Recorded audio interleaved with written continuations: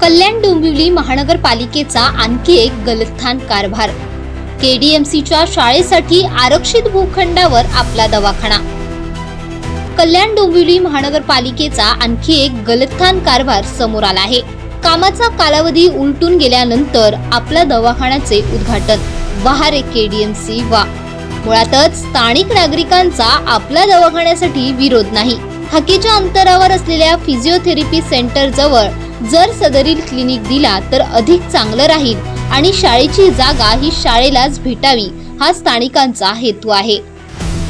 सदरची जागा ही 3388 भूखंडावरती 243 survey number हा आरक्षित भूखंड आहे जो शाळेसाठी आहे। पण महापालिका येथे आपला दवाखाना उभारत आहे।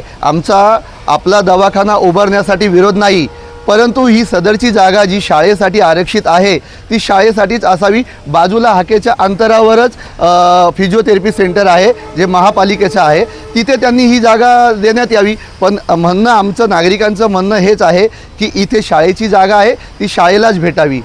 यासाठी आम्ही एक निवेदन माननीय आयुक्तांना, कल्याण डोंबिवली महानगरपालिकेच्या आयुक्तांना आम्ही पाठवलेलं आहे आमच्या लेटर पॅडवर।